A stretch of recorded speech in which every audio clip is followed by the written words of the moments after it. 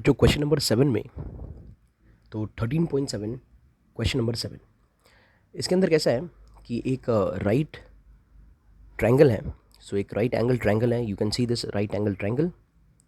Okay, जिसका नाम है ABC, और इसको नाम हम दे सकते हैं जैसे A, B and C. ठीक है. One side is 5 centimetre, one is 12 and the hypotenuse is 13. और इसको क्या किया गया बच्चों, इसको रिवॉल्व किया गया है about one side that is 12 centimetre. तो ये साइड को इधर ही फिक्स रख दिया गया और बाद में इसको ऐसा रिवॉल्व किया गया. ठीक है. Find the volume of the solid obtained. तो अगर एक ट्रायंगल रिवॉल्व होगा, बराबर, तो इसे थोड़ा बात आप ऐसा समझो, ये ट्रायंगल था, ये 12 के अराउंड रिवॉल्व हो रहा है. ठीक है. तो कैसा होगा बच्चों, ये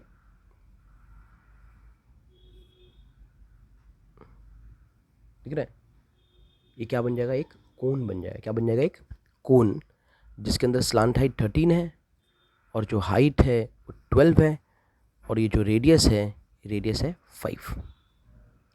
ठीक है बच्चों. तो whenever a triangle is revolved around any fixed axis, तो कौन सा सॉलिड बनाएगा, वो बनाएगा एक कोन को. ठीक है. ओके. तो वॉल्यूम किसका फाइंड करना है, कोन का. तो यहाँ पर जो हाइट है, परपेंडिकुलर हाइट, ये इसके अराउंड रिवॉल्व हुआ है तो वो 12 है, और जो रेडियस होगा इसका, इस सर्कुलर पार्ट का रेडियस जो होगा वो होगा 5 सेंटीमीटर. हाइट है 12 सेंटीमीटर. ठीक है बच्चों. Now we just have to find volume. तो वॉल्यूम क्या होता है, 1/3 πr²h, that is 1/3 into pi का value 22/7 we can take. Correct. R का 5 इंटू 5 हो जाएगा और हाइट जो है वो 12 हो जाएगा. ओके. तो ये 3 1 ज़ा, ये 3 4 ज़ा, ये 7 को किसी से हम कट कर नहीं सकते. So when you will multiply about things, ऊपर का जो भी आप मल्टीप्लाई करोगे तो आपका आंसर आएगा 2200/7 सेंटीमीटर क्यूब. ऑलराइट किड्स, इसको अगर चाहो तो आप इन टर्म्स ऑफ पाई भी रख सकते हो. अगर आप चाहो तो इस आंसर को इन टर्म्स ऑफ पाई भी रख सकते हो, या ऐसे भी चलेगा, कोई प्रॉब्लम नहीं है. आई जस्ट वॉन्टेड टू से कि 22/7 इंटू 100 ऐसा लिख सकते हैं हम लोग. अगर ऊपर पाई का वैल्यू सब्स्टिट्यूट कर दिया, यहाँ पर ऐसा आंसर आ रहा है तो हम पाई में कन्वर्ट भी कर सकते हैं. ज़रूरी नहीं है, यहाँ तक भी आपका आंसर चलेगा, कोई प्रॉब्लम नहीं है. ठीक है. लेकिन 22/7 होता क्या बच्चों, pi into 100, it is 100 pi centimetre cube will be the volume of the solid. तो आ गया समझ में आपको. अब चलते हैं हम लोग नेक्स्ट क्वेश्चन की तरफ. तो क्वेश्चन नंबर 8 में, ये तो क्वेश्चन नंबर 7 का ही एक्सटेंशन है एक. इसके अंदर ये जो ट्रायंगल है ABC, इसको रिवॉल्व किया गया है इस बार ये 5 के अराउंड, बराबर. तो इस पर सिर्फ चेंज क्या है कि इसको जब रिवॉल्व किया गया है तो पिछले वाले में वो 12 सेंटीमीटर के अराउंड रिवॉल्व हो रहा था, ये इस हाइट के अराउंड यानी कि 5 सेंटीमीटर के अराउंड रिवॉल्व होगा. तो अगर ये रिवॉल्व होगा बच्चों, तो एक सीधी सी बात है कि ये क्या बनाएगा बाद में, रिवॉल्व होके एक कोन बनाएगा. क्या बना देगा, एक कोन. तो एक ट्रायंगल जब रिवॉल्व होगा तो एक कोन बन जाएगा. अब इस कोन का क्या बात है, स्लांट हाइट तो 13 रहेगा, कोई बात नहीं उसमें. ये जो परपेंडिकुलर हाइट है ये 5 हो जाएगा और रेडियस इस बार उसका 12 हो जाएगा. ठीक है. तो इसमें आपका रेडियस जो है वो 12 सेंटीमीटर ले लो. हाइट जो है, करेक्ट, हाइट को आप 5 सेंटीमीटर ले लो. और वॉल्यूम का फॉर्मूला है 1/3 πr²h, दैट इज़ 1/3 इंटू पाई को इस टाइम नहीं चेंज करते, ऐसे ही रहने देते. r² जो है आपका, r कितना है, रेडियस 12, तो 12 इंटू 12, और हाइट कितना है, ये 5 है. तो यहाँ से 3 आप कट करके यहाँ से 4 लिख सकते हो. ये पाई का पाई, और इससे 4 5 इंटू 20 इंटू 12, ये सब लिख सकते हो आप. और जब ये सबको मल्टीप्लाई कर दोगे तो आएगा 240 पाई सेंटीमीटर क्यूब. ये मिल गया आपको आपके नए वाले सॉलिड का वॉल्यूम. ठीक है बच्चों. तो उम्मीद करता हूँ कि आपको क्वेश्चन नंबर 7 और क्वेश्चन नंबर 8 दोनों ही समझ में आया होगा। अब इसमें एक थोड़ा सा एक्सटेंशन है, ठीक है बच्चों, इसमें थोड़ा सा एक्सटेंशन है। पता है क्या, इसमें कह रहा है भाई कि also find ratio of volumes of two solids obtain in question 7 and question 8, बराबर है। तो हमें वॉल्यूम का रेशियो फाइंड करना है, तो इसको मैं वॉल्यूम 2 कह देता हूँ, बराबर, और इसके पहले वाला जो है उसे वॉल्यूम 1 कह देता हूँ। इससे हम वॉल्यूम 1 ले लेते हैं, और जो 8th क्वेश्चन, तो 7th क्वेश्चन में जो हमने आंसर फाइंड किया उसे हमने वॉल्यूम 1 ले लिया, और जो 8th क्वेश्चन में हमने आंसर फाइंड किया उसे हम वॉल्यूम 2 ले लेते हैं, ठीक है। अब इनका फाइंड करना है रेशियो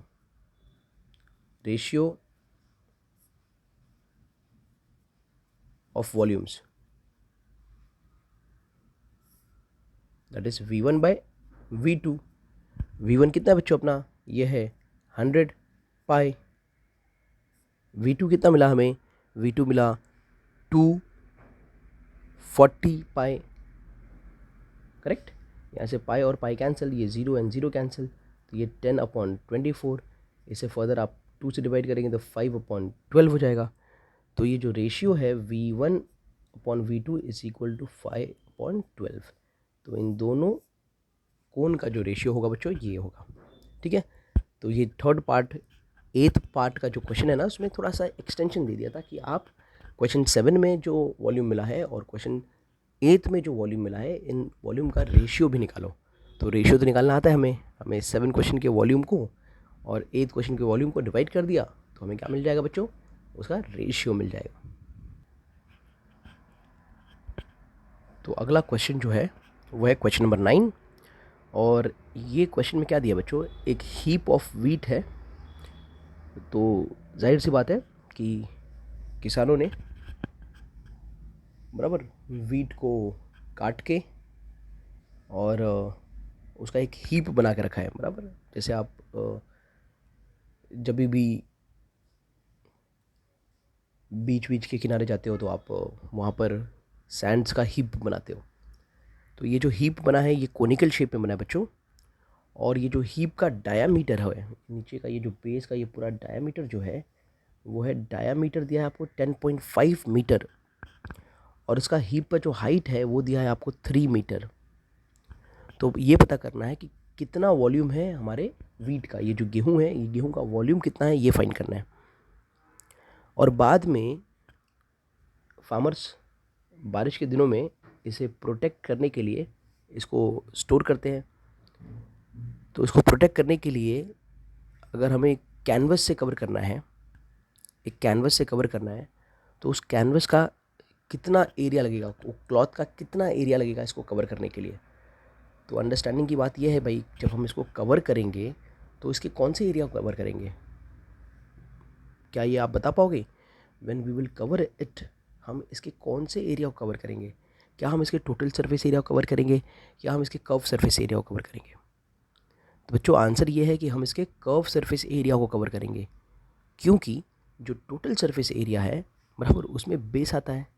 अभी तो बेस जो है उसने तो ज़मीन को पकड़ के रखा है, तो उसको कैसे हम कवर करेंगे, बराबर। जब हम छाता यूज़ करते हैं तो छाता हमारा कौन सा एरिया कवर करता है? छाता हमारा कर्व सरफेस एरिया कवर करता है, करेक्ट। तो ये बस एक अंडरस्टैंडिंग के लिए था, इसमें कोई ज़्यादा लॉजिक नहीं है।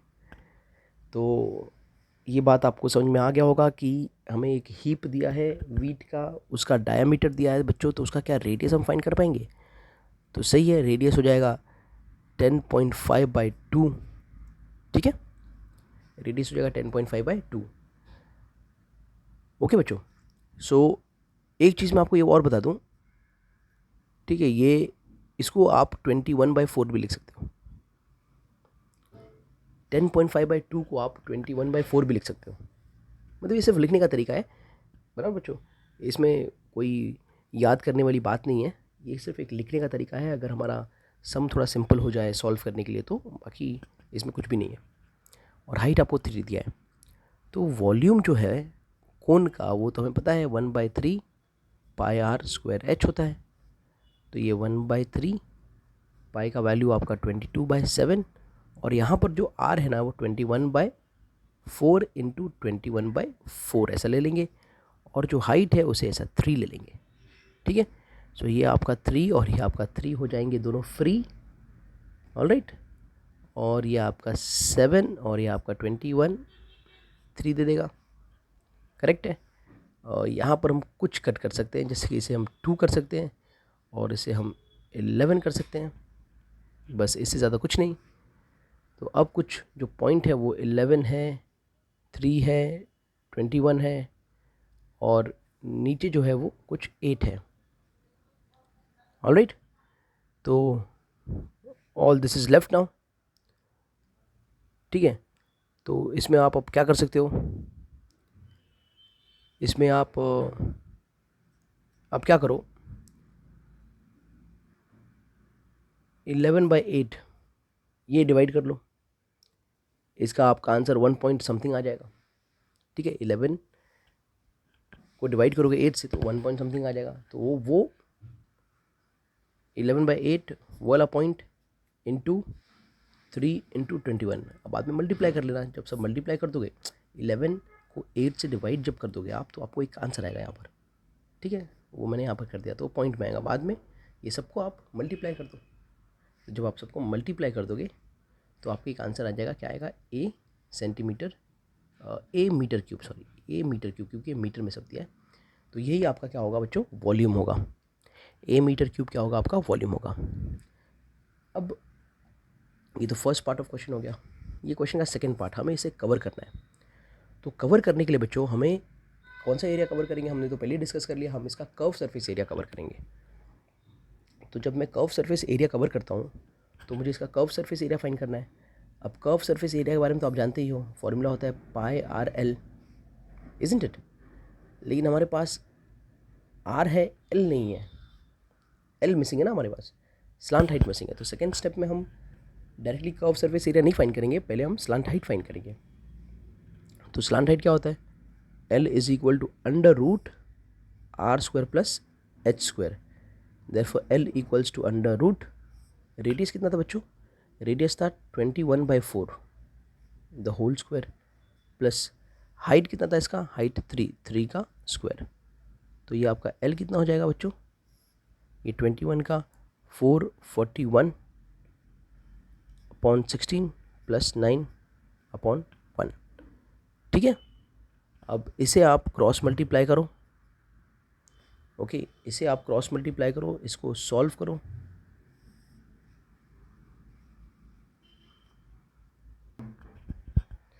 तो इसे हमें क्रॉस मल्टीप्लाई करेंगे, ठीक है बच्चों। तो इसमें क्या होगा, ये 441 प्लस हमारा जो 16 इंटू 9 है बराबर, तो 16 इंटू 9 कितना। तो ये सब में आपके थोड़े मैथ स्किल बच्चों चेक होंगे। तो आप ये 16 इंटू 9 करोगे तो ये 144 हो जाएगा, और ये 16 इंटू 1 करोगे तो ये 16 हो जाएगा, ठीक है। एंड देयरफॉर जो आपका L है, हम क्या कर सकते हैं इसको, अब ऊपर वाले को ऐड कर देते हैं। तो ऐड करेंगे तो ये हमारा 441 प्लस 144, ये दोनों मिलके हो जाएंगे 585, और नीचे हो जाएगा 16। उसके बाद देयरफॉर L क्या हो जाएगा हमारा, √ अब ये दोनों को आप डिवाइड करोगे 585/16 बराबर बच्चों। तो यहाँ पर जब आप डिवाइड करोगे तो your answer will come around 36.5625, ठीक है। ओके बच्चों, घबराने की बात नहीं है, थोड़ा सा आपका हेरॉन्स फार्मूला भी यहाँ पर टेस्ट होगा। तो हेरॉन्स फार्मूला बच्चों मैंने बताया था कि किस तरह से हम लोग ऐसे नंबर्स का रूट निकाल सकते हैं। तो ये 36 तो है, तो ये 6 पॉइंट समथिंग विल कम। तो बच्चों ये जब सॉल्व करोगे ना आप, तो इट शुड कम अराउंड 6.05, ठीक है। तो मैं आपको ट्रायल के लिए दे देता हूँ, और कोई भी घबराहट ना हो आपको। अगर इसे सॉल्व करना है और नहीं आ रहा है तो आप हेरॉन्स फार्मूला को थोड़ा रेफर कर सकते हो, जहाँ पर ऐसे चीज़ों को सॉल्व करने के बारे में बताया गया था, ठीक है। तो सीधी सी बात है कि यहाँ पर देख रहे हो √ ये जो है 36 है, तो 36 से मालूम पड़ता है ये तो 6 पॉइंट है, और यहाँ से ये 0.25। तो इस तरह से हमने स्लांट हाइट को फाइंड कर लिया। अब अगर स्लांट हाइट मिल गया है तो थर्ड फाइंड करना है हमें बराबर, एरिया ऑफ द कैनवस।